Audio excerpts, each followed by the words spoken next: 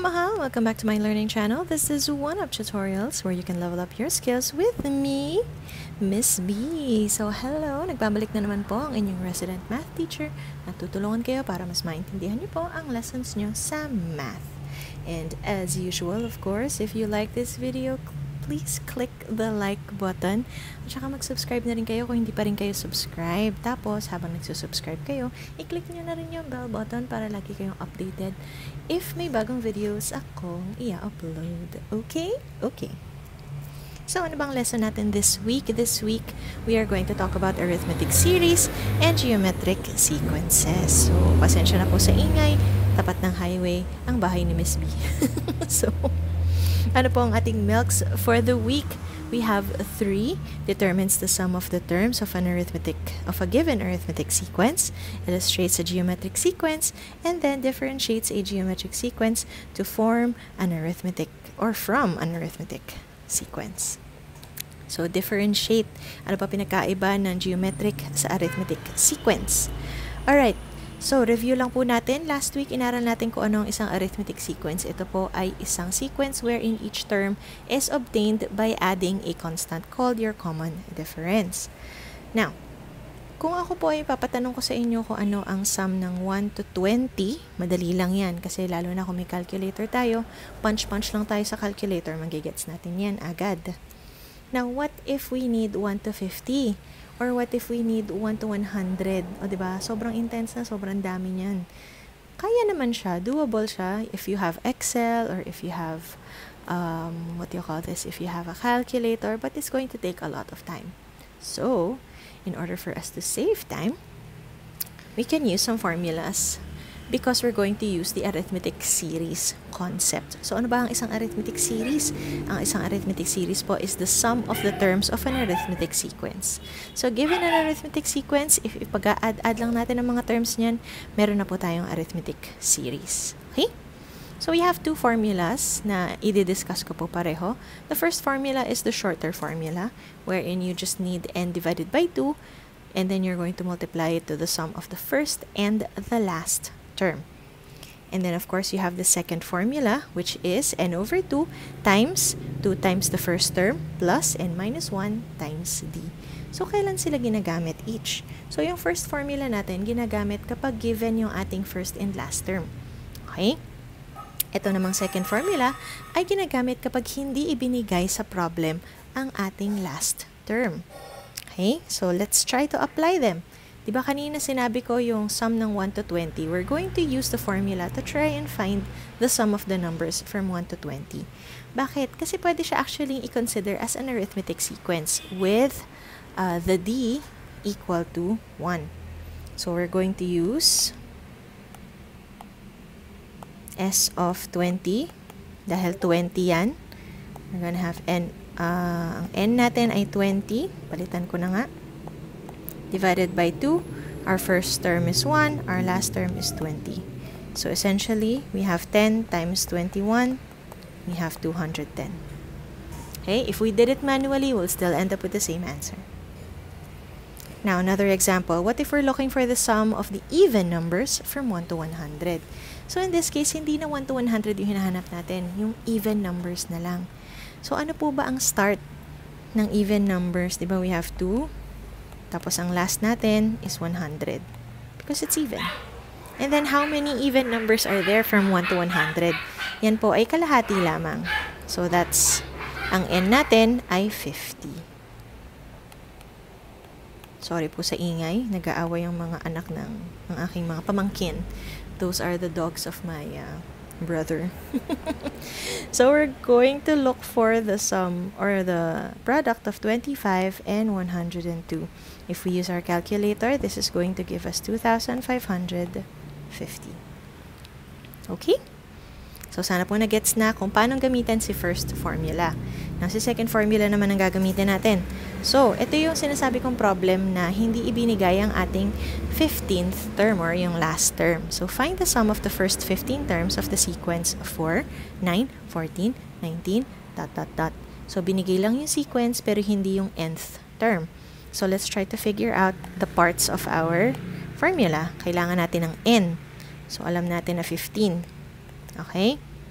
kailangan natin ng first term. Yan po ay 4. Kailangan natin ng D. So, ano ba yung D natin? Makukuha niyo po yan by subtracting the second and the first term. So, our D is 5. Now that we have all of our elements complete, let's solve. So, 15 over 2. And then 2 times your first term plus 15 minus 1 times D. Now, if we're going to use our epic calculator, makukuha po nating sagot dito ay si Takeru Sato. Joke lang. Okay. So, we're going to have 14 times 5. And then, we're going to add that to 4 times 2 pala, sorry, which is 8. And then, we're going to multiply that by 15. Is it 15? Oh no, it's 15. And then divided by 2. Ayun. So, 585. Siyempre, nalost ako, no? Yan po ang ating answer. Now, what if, ang gawin na lang natin, hanapin na lang natin yung 30th term. Tapos, yung, ayokong gamitin to formula na to eh. Gusto kong gamitin si first formula. So, pwede naman ganun, mga anak. Pwede natin siyang gawin. Nahahanapin na lang natin yung 30th term. And then, we're going to use the first formula. So, let's try that. So, kailangan kong mahanap yung 30th term. Okay? So, that's first term plus n minus 1 times d. So, 29. Ano po yung d natin? 3. So, let's use our trusty calculator. We have a 29 times 3 minus 5. So, 82. 30th term. So, now, I can use the first formula. So, 30 divided by 2, first term plus last term. So, 15 times 77. Let's use our trusty calculator. We have 1,155.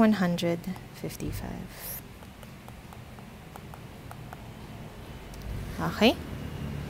So, that is our answer for this example. So, let's look at these 4 sequences. Ano kaya ang meron sa kanila na pare-pareho? So, if you would look at it, the first one, minultiply natin siya sa 2. Yung pattern ng second one is minultiply natin siya sa negative 3. Itong third one, paliit siya ng paliit.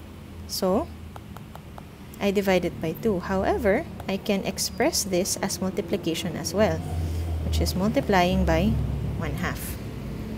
So, as you can see, the trend here is we are multiplying it by a constant. And that is exactly what a geometric sequence is. A geometric sequence is a sequence wherein every term after the first is obtained by multiplying a constant called the common ratio. So, before, kung si arithmetic sequence ay adding a constant, dito naman kay geometric sequence, we are multiplying a constant. At nagbago na rin ang pangalan niya. Siya na raw si common ratio. Alright. So, dito, kailangan nyo lang i-identify kung alin ang arithmetic at alin ang geometric. At dapat gagawin nyo yan sa klase. So, we have the last 2 sequences here. How are they different? The first obvious reason or the first obvious thing that the other one is missing is yung ellipsis na tinatawag natin. So, yung ellipsis na yan signifies infinity. Okay? So, let's define 2 special types of geometric sequences. You have the finite geometric sequence and the infinite geometric sequence. The finite geometric sequence is a sequence that ends. So, kung babalikan natin yung ating example, this is what you call a finite geometric sequence. Okay? Ang weird ng cue ko, pero yes, tanggapin nyo na lang mga anak.